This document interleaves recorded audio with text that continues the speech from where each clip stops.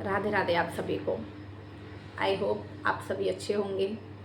माँ शक्ति और शिव का आशीर्वाद सदा आप पर बना रहे। चलिए आज हम बात करते हैं एक नए टॉपिक की। अक्सर आपने देखा है अभी हाल फिलहाल में जो स्थिति चल रही है वो मैरिड लाइफ को लेके बहुत अच्छी नहीं है। मतलब हमारी पर्सनल लाइफ बहुत ज़्यादा डिस्टर्ब है compare to our professional life. तो कई बार क्या होता है कि हमारे साथ कुछ गलत हुआ, हमारी मैरिड लाइफ में किसी ने हमें चीट किया या हमारे सामने ऐसी सिचुएशन आ गई जिनका हमने कभी एक्सपेक्ट नहीं किया था। तो ऐसे में आप पहले तो अपनी ही वर्तमान में देखिए कि कहीं कुछ गलत तो नहीं हुआ। पर कई बार क्या होता है, ये जो इंसिडेंट हैं हमारे लाइफ से जुड़े होते ही नहीं। मतलब काफ़ी बार हमारे पूर्वज, हमारे पितृ, हमारे पिताजी, उनके पिताजी या उनके पिताजी, यानी हमारी जो पीढ़ियाँ जो अब जा चुकी हैं, कुछ ऐसे कर्म उन लोगों ने किए होते हैं जिनकी वजह से उनके किए हुए कर्मों का दंड हम लोगों को भी भुगतना पड़ता है। सपोज़ आप कभी अगर आपके लाइफ में ये चीज़ आप फेस कर रहे हैं तो थोड़े डेंसिटी के साथ और थोड़े गहराई में जाकर अपनी फैमिली के पैटर्न को समझने की कोशिश कीजिए। यदि आपको चीट मिल रहा है या आपकी मैरिड लाइफ आपका बहुत अच्छा करने के बाद भी ख़राब हुई या आपका लाइफ पार्टनर ने आपके साथ कुछ गलत किया और आप अकेले सर्वाइव कर रहे हैं, तो इस पैटर्न को और समझने की कोशिश कीजिए या जानने की कि क्या सेम ऐसी परिस्थिति या ऐसा ही कुछ या ऐसे ही मैरिड लाइफ डिस्टर्बेंस क्या आपकी फैमिली में आपकी सिस्टर्स या आपके पिताजी की सिस्टर्स या आपके घर की और जो बेटियां हैं, बहुएं हैं, क्या उनके साथ भी ऐसे ट्रॉमास या ऐसी सिचुएशन आई हैं? क्या ये फैमिली पैटर्न चला आ रहा है? यदि हाँ, तो इसका मतलब आप एक जनरेशनल ब्रेकर हैं, यानी आपको इस पैटर्न को तोड़ने के लिए डिवाइन ने इस पृथ्वी पर भेजा है। क्योंकि कई बार हमारे संग जब वो घटनाएं घटती हैं तो हमारे जो फैमिली मेम्बर हैं जिन्होंने किसी और के साथ गलत किया होता है, तो जब वो अपनी संतानों को उसी कंडीशन में पाते हैं तो उनको सेल्फ रियलाइजेशन जल्दी होता है, उनका कर्म जल्दी क्लियर होता है। तो कई बार जैसा कि अक्सर पहले होता था, वीमेंस को कोई ज़्यादा सम्मान नहीं मिलता था या एक घर में 2 शादी 3 शादी या एक वाइफ के होते हुए दूसरी वाइफ लाकर सामने खड़े रख देना, उससे भी बच्चे करना, तो ये सारी चीज़ें बहुत चलती थी।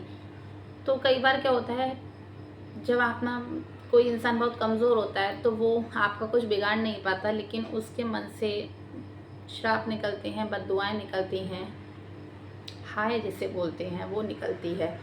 तो काफ़ी बार जब आप किसी का मन दुखाते हो, दिल दुखाते हो या उसका हक छीन कर किसी और को दे देते हैं या अपनी शक्तियों का गलत यूज़ करते हैं किसी निर्बल को परेशान करने के लिए, उसका शोषण करने के लिए, तो कहीं ना कहीं उसका जवाब डिवाइन आपसे लेता है, उसका जवाब डिवाइन देता है। मतलब वो आत्मा तो आपको श्राप देकर, एक बद्दुआ देकर चली गई।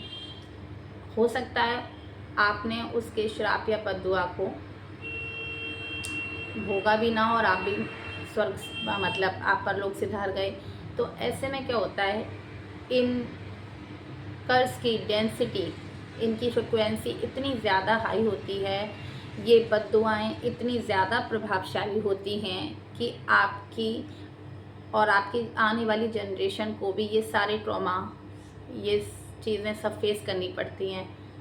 सपोज़ किसी का आपने मन दुखाया और वो कहकर चला गया कि जा तेरे साथ ऐसा ही होगा, या तुम्हारे घर में बेटियां या बहुएं या कभी भी मन से ऐसे खुश नहीं रहेंगी। तो काफ़ी बार ऐसा होता है कि वो जो बद्दुआएँ हैं हमें झेलनी पड़ती हैं, क्योंकि जिसको हम बोलते हैं प्रेत दोष, पितृ दोष, ये वही दोष होते हैं, ये वही दुआएं बद्दुआएं होती हैं जब हमारे पूर्वज कोई गलत काम करके चले जाते हैं, किसी श्राप से बंधे हुए अपने शरीर को यहाँ त्याग देते हैं, तो उनकी सोल वहाँ जाकर भी मुक्त नहीं हो पाती।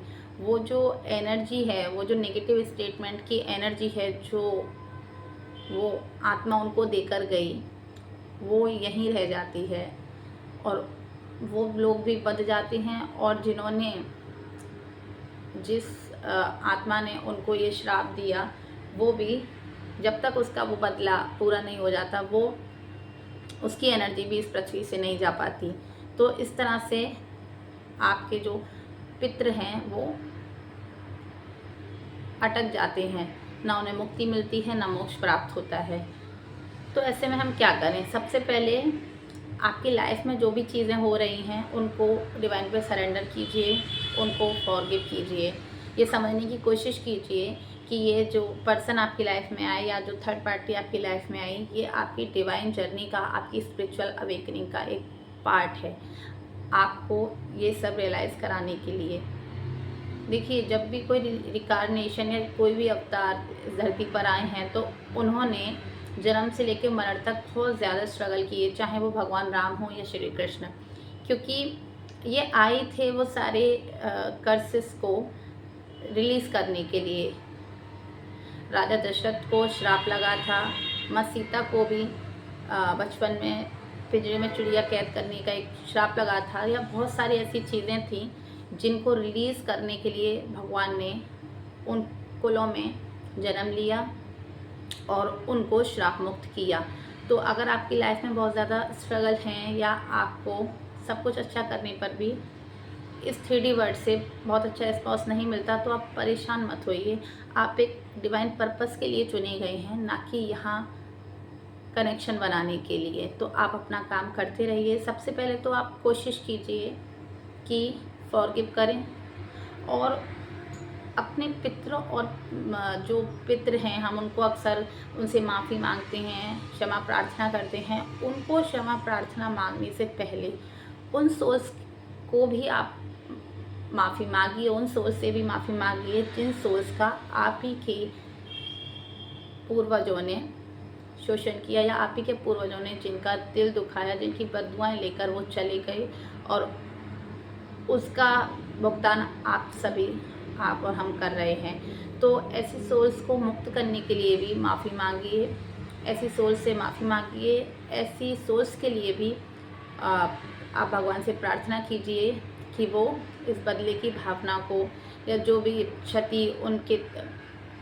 इस मतलब मानसिक, शारीरिक, जिस तरीके से भी उनका शोषण हुआ हो, वो हमारे पूर्वजों को, हमारे पितरों को माफ़ करें। क्योंकि जब तक वो सोल, उनके श्राप की डेंसिटी, उनकी फ्रिक्वेंसी कम नहीं होगी, तब तक आपके पूर्वज भी ऋणानुबंध रहेंगे। और जब तक वो आपके पूर्वज परेशान रहेंगे, आपको यहाँ 3D वर्ल्ड में भी प्लेजर नहीं मिल सकता।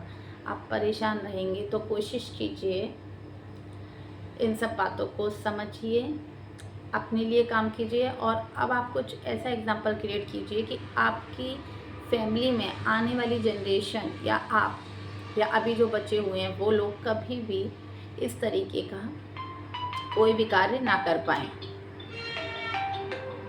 तो बस आज के लिए इतना ही।